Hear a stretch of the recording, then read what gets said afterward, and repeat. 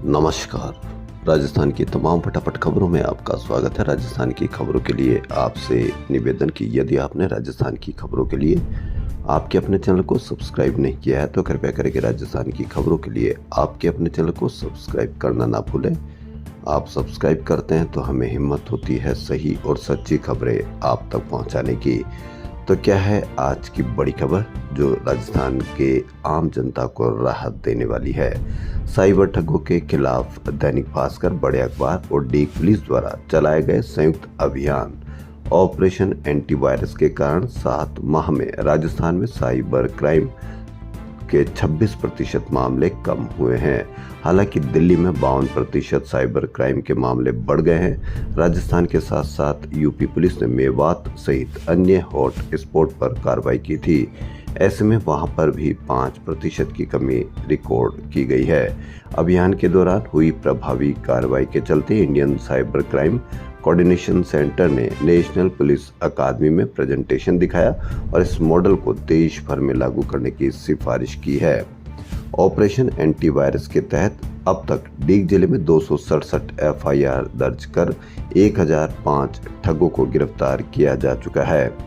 वहीं Rahul Prakash range IG ने कहा कि डीग जिले की मेवात क्षेत्र से लगातार ठगी के कॉल बढ़ रहे थे। ऐसे में डीजीपी के निर्देश पर ऑपरेशन एंटीवायरस चलाया गया। परिणाम रहा कि राजस्थान में 7 माह में 26% की कमी आई। हम इसे और कम करेंगे। ये एक बहुत राहत की खबर राजस्थान की जनता के लिए। एक तरफ गायों को लेकर, गोवंश को लेकर बहुत हंगामा किया जाता है, वहीं दूसरी तरफ श्री कृष्ण बलराम सेवा ट्रस्ट ने 2017 से गो पुनर्वास केंद्र हिंगोनिया का जिम्मा संभाला था। तब यहां पर 8000 गोवंश और 23 बाड़े थे। अब 7 वर्षों में 63 बाड़े हो गए और दोगुने से भी ज्यादा यानी 17,000 गोवंश हो गए।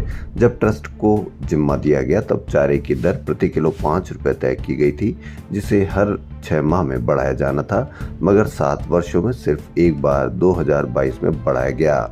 अब यहाँ पर मात्र 6 रुपए 22 पैसे प्रति किलो की दर से चारे के पैसे दिए जाते हैं, जबकि अजमेर में 9 रुपए 40 पैसे दिए जा रहे हैं। कम दर होने के बावजूद भी श्री कृष्ण बलराम सेवा ट्रस्ट को हेरिटेज निगम ने 4 माह का 4.67 करोड़ रुपए का भुगतान नहीं किया।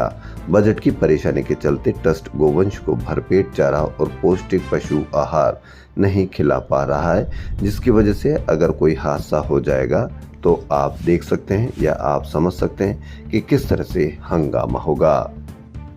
स्टेनोग्राफर भर्ती 2024 के दूसरे चरण में होने वाली टंकण परीक्षा की तिथियों पर विवाद खड़ा हो गया। इस बार राजस्थान कर्मचारी चयन बोर्ड ने परीक्षा 5 दिन तक कराने की घोषणा की है, जबकि वर्ष 2021 की स्टेनोग्राफर भर्ती में इस बार से अधिक अभ्यर्थी थे, जब भी परीक्षा मात्र 3 दिन में आयोजित की गई थी। इस कारण अभ्यर्थी 5 दिन परीक्षा का विरोध कर रहे हैं। बोर्ड ने टंकण परीक्षा के लिए 18 से 22 मार्च 2025 की तिथि घोषित की है। कोलकाता में आपको रेजिडेंट की हड़ताल, डॉक्टर्स की हड़ताल आए दिन पढ़ने को मिलती है। वहां पर किसी भी प्रकार का सरकार का कोई उसमें जवाब नहीं आता, बल्कि सारी रिपोर्टें आपको डॉक्टर्स की हड़ताल की मिलेगी। लेकिन जहां गैर भाजपा की सरकार है वहां हड़तालियों की आपको रिपोर्ट मिलेगी, उनके बयान देखने को मिलेंगे। लेकिन राजस्थान में 12 दिन से चल रही रेजिडेंट्स की हड़ताल के कारण मरीजों को परेशानी का सामना करना पड़ रहा है। वहीं सरकार और चिकित्सा विभाग की ओर से ठोस कदम नहीं उठाए जाने की वजह से रेजिडेंट्स ने मांगे मानने के लिए 24 घंटे का अल्टीमेटम दिया है। उन्होंने कहा है कि मांगे नहीं मानी तो 18 अक्टूबर से इमरजेंसी सहित सभी सेवाओं का शटडाउन करेंगे।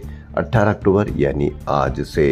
अब देखना यह है कि चिकित्सा मंत्री की ओर से बयान आया कि रेजिडेंट्स की ओर से बार बार हड़ताल करना सही नहीं है।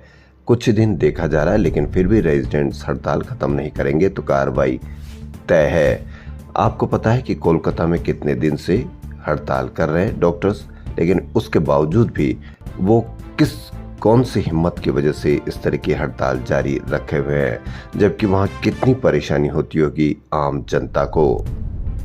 दीपावली का पर्व नजदीक है और हर घर में सफाई का कार्य चल रहा है, लेकिन जो सफाई का कार्य चल रहा है उससे निकलने वाला कचरा आम जनता सड़कों पर फेंक रही है। जिसकी वजह से सड़कों पर कचरा ही कचरा दिखाई देने लगा है। लेकिन घरों से निकलने वाला कचरा सड़क पर डाला जा रहा है जो उठ नहीं पा रहा। तो इसलिए आम जनता से निवेदन है कि यदि वो उनके घर से कचरा निकाल रहे हैं तो उसको ऐसी जगह रखें या ऐसी जगह फेंकें जहां पर कचरा उठाने में दिक्कत नहीं हो। राजस्थान के बाड़मेर मेडिकल कॉलेज में एमबीबीएस करने के बाद इंटर्न करने वाले 96 डॉक्टरों को 9 महीने तथा डीएनबी डिप्लोमेट नेशनल बोर्ड कर रहे 28 रेजिडेंट डॉक्टर्स को पिछले 5 महीने से स्टाइपेंड नहीं मिला। ऐसी ही स्थिति राजमेस के सभी कॉलेजों की है। वहीं राजमेस मेडिकल कॉलेज के सिवाय सभी सरकारी मेडिकल कॉलेज के इंटर्न डॉक्टर्स को स्टाइपेंड समय पर मिल रहा है। सभी डीएनबी व इंटर्न डॉक्टर्स हड़ताल की अब तैयारी में है। डॉक्टर्स का कहना है कि प्राचार्य सहित कॉलेज प्रशासन को स्टाइपेंड की समस्या को लेकर कई बार अवगत कराया गया है, लेकिन समस्या जस की तस बनी हुई है। प्राचार्य की ओर से हर 5 से 7 दिन बाद याद दिलाने के बाद कहते हैं कि स्टाइपेंड को टाला जा रहा है।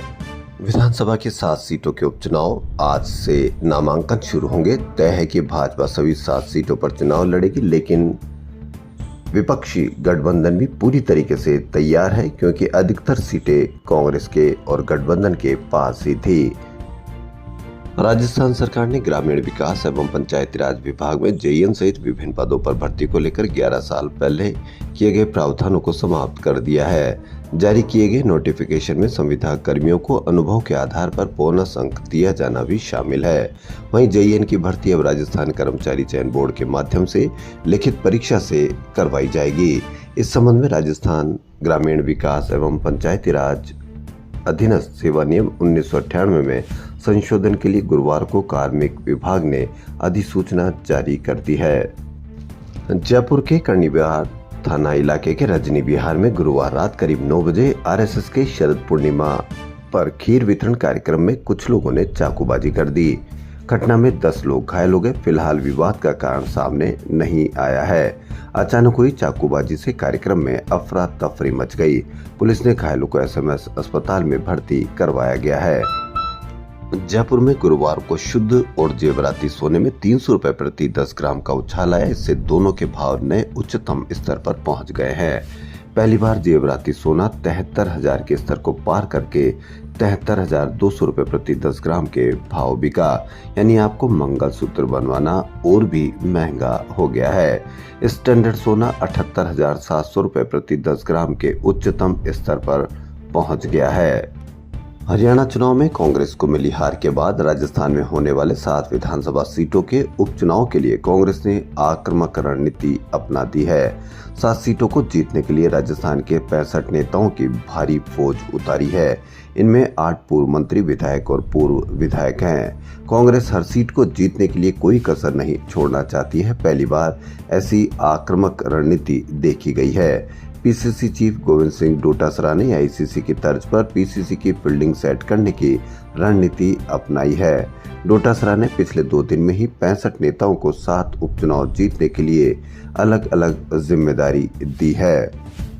वहीं राजस्थान विधानसभा के नेता प्रतिपक्ष टीकाराम जूली ने कहा कि राजस्थान की 7 विधानसभा सीटों पर उपचुनाव में अपनी हार सामने देख भाजपा को लोकसभा चुनाव में राज्य में हुई पराजय याद आने लगी है। 7 सीटों पर उपचुनाव में हारने जा रही भाजपा अभी से बहाने खोजने लगी है। जूली ने कहा नाच न जाने आंगन टेढ़ा की कहावत भाजपा सरकार चरितार्थ कर रही है। दबाव से भाजपा के मंत्री नेता बौखला गए हैं। इसके साथ ही जलदाय मंत्री ने प्रधानमंत्री मोदी की नाराजगी की बात कहकर इशारा कर दिया है कि भाजपा में सब कुछ ठीक नहीं है। जूली ने प्रदेश के जलदाय मंत्री कन्हैयालाल चौधरी के उदयपुर में दिए बयान पर पलटवार करते हुए कहा कि भाजपा के मंत्रियों को पाप और पुण्य याद आ रहे हैं। भाजपा भूल गई कि लोकतंत्र में जनता जनार्दन होती है। जुमलों की राजनीति ज्यादा समय तक नहीं चलती है। वहीं शिक्षा मंत्री मदन दिलावर ने टीचरों के कम कपड़े पहनकर स्कूल आने के अपने बयान पर सफाई दी है।